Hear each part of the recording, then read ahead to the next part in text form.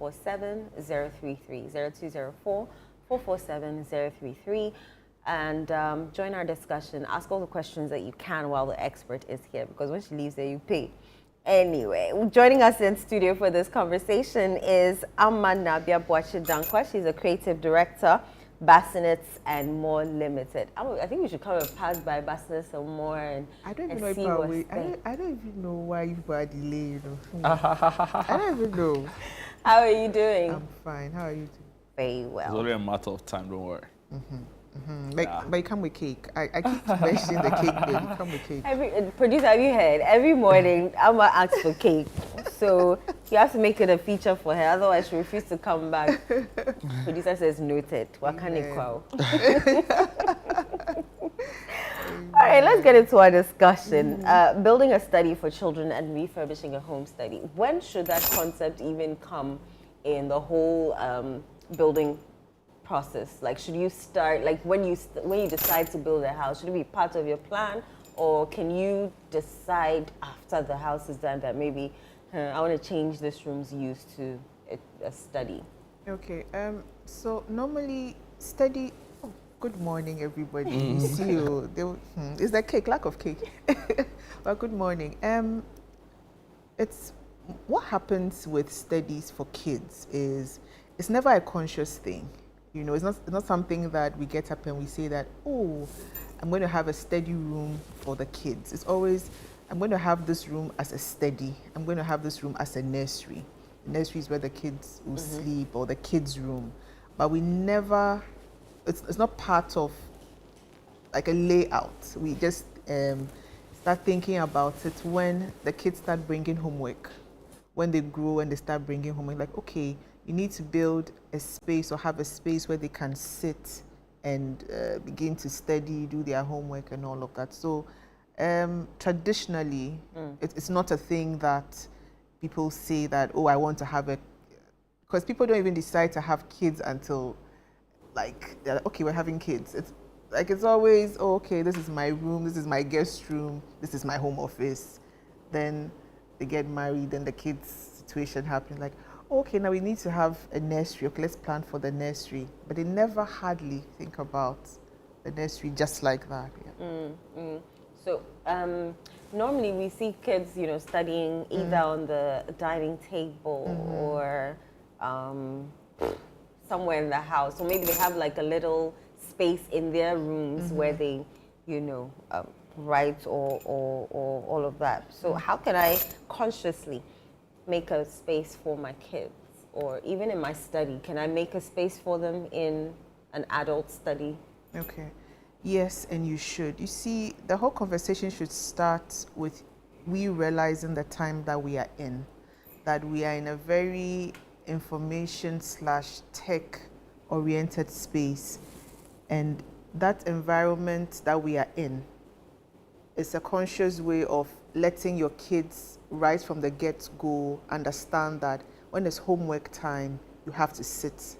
When it's study time, you have to sit. What happens most often than not is that the spaces that we rent, because I would say that most like young adults or most young couples are living in rented spaces. Most of the spaces that we rent are not big enough to have a dedicated room that this is going to be your kids section or your kids study. But what happens is that we have to identify less trafficked areas in the home. That is spaces that, or corners that human traffic is not so intense to distract the kids, especially because kids, it's activity, it's noise, it's all of that. So we always have to, once your kid starts school from class 1, then you know that, okay, this is a thing now, because they'll be bringing homework, coloring homework. It's all homework. So you identify the less noise, less traffic spaces, and find a desk and put there. That's the beginning of the process for you and for the child.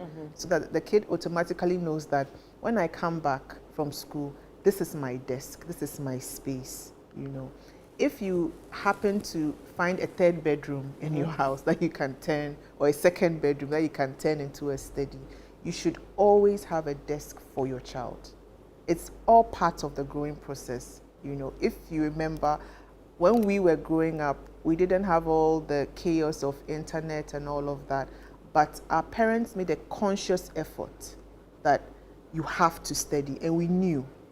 We didn't even have all these fancy desks, fancy tables, but we knew you come back from school, we are doing homework. If you don't do your homework, because our parents had to sign. So where is your homework? You haven't signed. I know Monday morning you're submitting homework. So we knew that we had to sit. It was a conscious thing. But now we are like, oh, this is the modding, this is a Gen Z, this is Gen Alpha. So we are all, no. We still have to put that discipline. It's discipline. And it starts by just identifying a chair, a table in your space or the less trafficked area in the house. Yeah. So it doesn't have to necessarily be an office. It just needs to be a desk and a table. Yes, for starters, if you don't have the space. Yeah, but does the positioning of it matter in that, you need a space where there's enough sunlight coming in? Yes. Or the lighting area is adjusted properly? I'm saying this because I know, people also have other, I don't want to say conditions, but, if you wear glasses, for example, I'm sure you need to pay attention to all of those things. So my question really is that, are there other extraneous factors that come into deciding that this is going to be my space for reading, for whatever, focus activity I need to do? Yes, and I'm very glad you asked that question, because that's actually the important thing when it comes to setting up a space to study. See, the human mind or the human body always wants to be in a state of relaxation. So if you're forcing your mind and your body to sit and do something else, you have to also give it conditions where it is comfortable. And it starts from light. If you give me a dim setting, I want to sleep automatically. I'll start yawning because the place is dim, right? So light matters. The chair and the table, I keep coming back to chair and table because how you sit is also very important. It should be a desk that would, when you sit behind, you are not slouching. You are not, it gives you that position of sit upright. The chair itself, it should immediately give you that energy plus the lights around you. Okay, so if you don't have the chair, the table, and the lights right, you go and sit there and you start yawning. Your body is already put in a state of sleep. So you won't study, you just flip one or two, or your kid flips one or two. Mommy, I'm tired, I'm hungry. Then that's the end of the story. So it matters. What you just said really, really matters. Yeah. If I have this space, what am I looking out for, or what should I be putting into that specific place to make it, let's say we have just one space for me and my child. But how can I, combine the two to make sure that it's appealing to the child, but as well functional for me? Okay, so let's start with the kids. The kids are more important. So you've put a child, but you don't have space. Let's do it a scenario where there's no space at all, and it's a tight corner. So you've put a desk and, how do you call it, a chair there. Because it's a tight corner, you have to go upwards. You have to build vertically. So you have to look for things that would encourage the child to study. So that's when you have a mini blackboard. Okay, so the mini blackboard is to encourage the child to write questions, to maybe put their timetable there, just for them to see that, okay, Monday I have this, Tuesday I have this, Wednesday I have this. Then you also have to put in certain things. I always call them the motivational bits of it. So you put those study hard, do well, those things. You also have to put, how do you call it, the lights again is also a factor here. You have to make sure that that space is well lit. And it doesn't have to be clinical harsh light. This white, bright light as if I'm in the hospital. The child will be frustrated. So you have to do, there are lights called task lights, which are dedicated in about 3 different levels for such things. So you have, it's a mixture of white, but not bright and annoying. And it has the warm, then it has the sleep, because sometimes, you're studying, but your child wants to lie down. So if you have a couch hidden there somewhere, you can say, okay, put this light on, just go and sleep. When you're tired, and when you wake up, then you come back and continue. So the kids section, you mostly have to build upwards and around. So you make sure that there are things that will encourage them to study. Then for you, the adults, yes, you are more focused, you know what you want to do, but you also have to put comfort stuff around you. And it starts also with your chair and your table, because you still have to sit. So if it's your laptop, you make sure that your table is, it's not crooked, in such a way that if you put your laptop on the table, then you have to bend and all of that. There are these, I think we all have them. Okay, not all, but I think you have. Hey, have you seen? Media show. What are we talking about? We're talking about the stands for the laptop that we are able to raise to adjust to our height. And I don't have. I don't have. If you have, can you see it? I'll get you one. Thank you very much. So these are things that aid in all of that, so that you don't bend. And I keep coming back, because the bending also is something that if you are studying or if you are working, it's very, very frustrating. So you always have to try and sit up upright. Then you have to put comfort stuff around you. So maybe you can put in a nice rug that would also help you balance your kid's side and your side as well. Lamps, you need lamps to read, focus, and the lamps too also serve as nice comfort accents for you. You also need to check your space. If you can't do a proper mini bookshelf, then you have to have floating shelves, so that you don't have your books or whatever it is all Scattered around. Yes, clutter on your desk, because What's that's a floating shelf?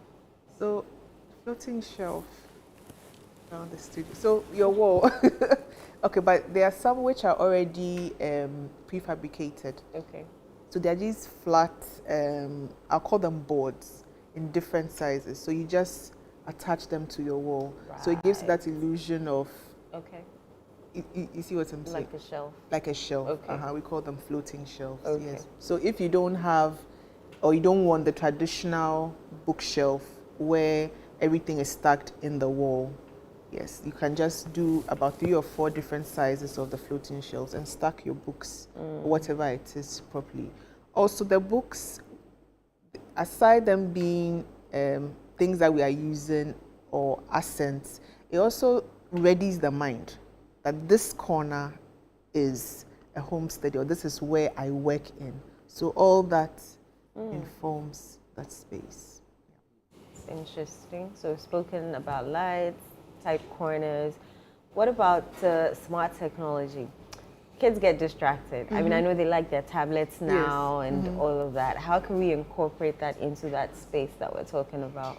Okay, so that now we can't do we can't do without it, because even the homework they are doing, they've asked them to Google all sorts of things. Like my daughter, last term, she came and she said they are studying about continents, and she started mentioning that. I'm like, are these all parts of you know? And we had to Google, so it's all part of it. You have to integrate tech. And that reminds me, brilliant question, cables. We have to learn to hide cables. Gone are the days when the cables are all over. Get a proper electrician who would clip these cables together and hide them seamlessly, trunk them nicely for you. That also gives you a proper sense of a study. But back to the AI now, or tech. Right now, there are desks that charge laptops or phones wirelessly, and they are that for kids and for adults as well. So there are smart desks now. So some you get on the thrift market, some you get brand new for both kids and adults. So you can start even looking at that, because those desks are manufactured such a way that, yes, they are. You're able to put a chair behind it and sit upright. When the laptop is there, you know, you can charge. And also for the kids, it has like inbuilt calculators and all of that. So it helps them when it comes to stuff like that. And some of them, depending on the age that you get them, they have voices, AI-assisted voices and all of that. So if you really want to go consciously and seriously tech, then you have to look for smart desks for the kids. For adults, we also have our own inbuilt tables that charge our laptops, charge our phones, Bluetooth connection. Sometimes you want to listen to a spot of music. All of that is incorporated as well. So if you want to look at that, then it has to start from the table. Yeah. There are questions here. Hello, okay. Please ask the creative director what kind of lighting is ideal for a home study, especially one for the kids. Chantel from North Legon sent that in. So Chantel, as I said earlier on, hello Chantel. As I said earlier on, they are called task lights. So if you go to any proper, and I'm highlighting, underlining proper shop that sells, wholesaler/retailer that sells lights, and you talk to them and say, I am building a study, I'm building a home office, I need lights, they'll give you task lights. And you see that these normally are a switch in between 3 shades of white, of warm, and of warm. There's yellow, and there's like the orange warm. So once you want to do that, don't just go to anybody who is just selling the bulbs for go to, and we have a lot now. Either you go into Accra proper, or you go into specific areas and just talk to them. Right. Tell them, then you get that. There's another one. Good morning, nice segment. Please ask Madame whether having a study side in the bedroom is ideal. Me from Mamubi sent that in. Yes, it is ideal, but you also have to start from your own discipline. You have to position the study side in such a way that you're not facing the bed. Because truth be told, if you put your chair and your desk and it's facing the bed, you tell yourself that, 5 minutes, let me just go and lie down. Before you realize you are gone. So always make sure that it is positioned away, your back is towards the bed. And there's nothing wrong with that. Also largely because, as I said, the rooms that we are renting out these days, they don't give us the comfort of having extra space. So don't feel bad if you have to do that. Just make sure that your back is facing the bed and you have good lights in the room. Are there any cost-effective ways? Because I mean, we're talking about smart tables, AI, and all of those things. How can we be, should I say, frugal with our spending when it comes to refurbishing our home office? Okay, so that's when we come to you can have a normal table, right? But just at the normal table, you should try and have the collapsible tables. I'm talking about tables that when you are done, you can just close and like lean it against the wall. But they are normal tables. You don't have to do the grand, extravagant tables. Just look for a good table that you can sit behind, that you won't slouch. For chairs these days too, there's a swivel for every budget, or a swivel for everyone. You don't have to go and buy a 5,000 Ghana cedis swivel.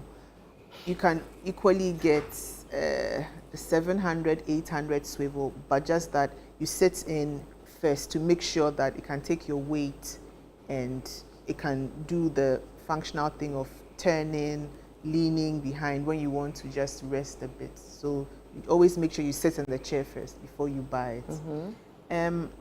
I always say an organized study, an organized space stems from what you said earlier on about the wires and all of that. If you don't trunk your wires, if you don't clip them and organize them, your space becomes clumsy. It looks cheap, right? But if you hide all those wires, even if you just have an extension board and all of that, you have it organized neatly, your space just begins to look luxurious. It's the mind. It looks organized. It looks okay. So always start with making sure your wires are not exposed. Always make sure that the table that you buy, if it's just a normal table, you can actually sit behind and you can put your arms on, and it has enough space at least to put 3 or 4 or 5 books and also sit or house your laptop as well. and then your chair. In addition, make sure when you sit in, you're not slouching. You can turn and all of that, and you're good to go. Yeah. Interesting. It's been an interesting conversation, except that I also feel like it is for a very particular kind of people, right? So there are also a lot of homes who don't have the luxury of, affording this, but the kids have to still study anyway, and the dad has to still, finish on office timelines. Are there alternatives, right, to having this kind of space, at least from the pictures we've seen, but also still not necessarily aesthetically pleasing, but it's very functional? Okay. So this is where I always encourage people to walk into our timber markets. Because you see, all of you are stuck, and I'm adding the two of you. Please add us. You're stuck in the shops that are giving you showrooms and giving you all the lights and the bouginess, which is not bad, because I mean, when we grow, we progress. But when you step back into the timber market, it doesn't mean that the timber market stuff is of low cost, because they're using proper wood, right? We grew up with proper wood. Ghana, our thing is wood. You go into the timber market, you see that the artisans have crafted chairs and tables, because they're also fathers. Their kids also study. Yeah. So they've had to also use their raw materials to create desks and tables for their kids as well. And some of them they have desks and tables for sale. They don't have it in showrooms. They have it under their sheds. They have it under their apata, but it's there, right? So if you walk, I think one day this segment should walk. Here in Accra? Yes. Oh, is there? There's a very big, vibrant one. There are two. Yeah, but I think one even got bent some time ago, and there was a whole story around. Yes. Wow. But you see, the timber market, the chair do not, and I understand there are even chairs that like it can massage your back while you're studying, or you're steady trying to do work, right? But but the timber market, the chair they'll give you, it will probably be too hard. No, it wouldn't be too hard. That's when the upholstery of pillows and stuff comes in. And it becomes expensive. But you see, you're missing the point when I say that those who have designed the chairs at that level are also fathers. They also have kids from primary to university. So their kids are also studying. Their kids are also, you see, we look at them as just artisans. We don't look at them as parents, right? That's it.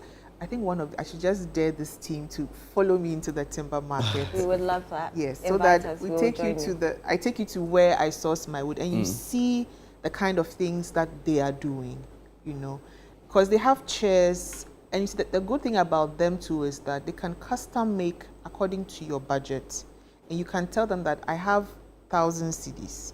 Give me a chair, give me a table. They would argue and say maybe when we add this cushion, when we add this, but at least you are discussing or making your chair custom according to your budget and according to what they tell you that, okay, I need to use this X, Y, Z.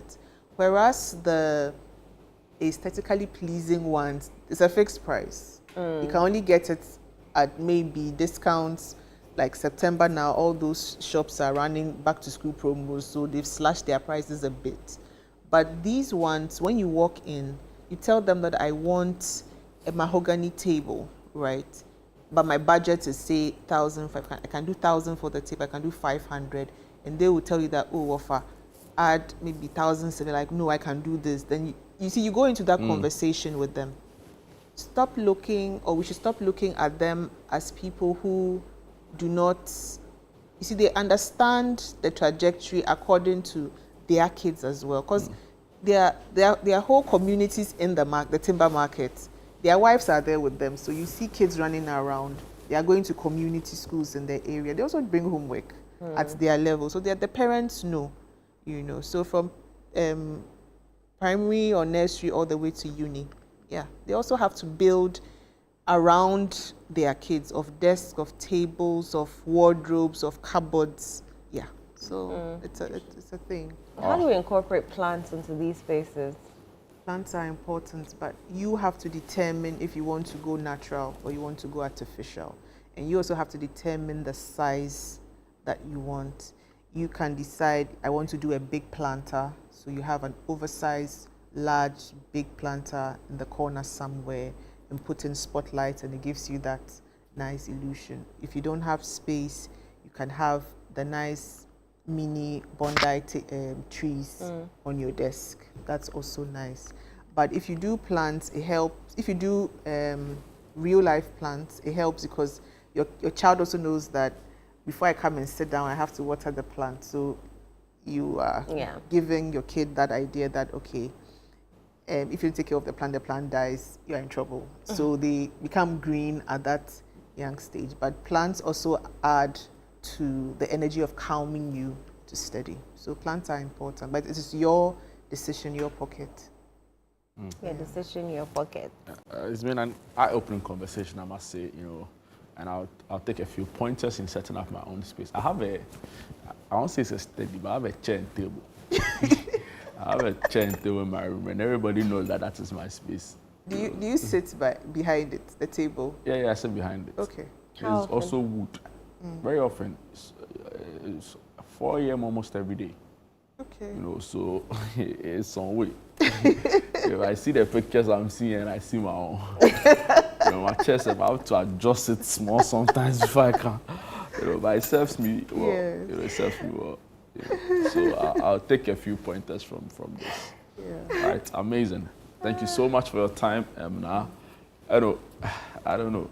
They say, I'm not able to fully express myself. But the words are not coming. But hopefully off air I should be able to say a couple of things to you. But thank you so much, Naabia. Thank you so much. Again, you're on LinkedIn, right? So you offer services, corporate, individual, everyone. Yes, schools, please. right? Yes, please. Yeah. How about hospitals? Not yet. Not yet. I'm squeamish when it comes to blood. So the whole idea. I know I won't see blood, but the whole idea of I have hospital. to open the business so that we can, Dude, co-opted shareholders can, benefit. You be the consultant on that project. You understand? Amma, thank you so much. Welcome. Amma's creative director of Bassinets and more. When we come back, we have sports. Don't go away.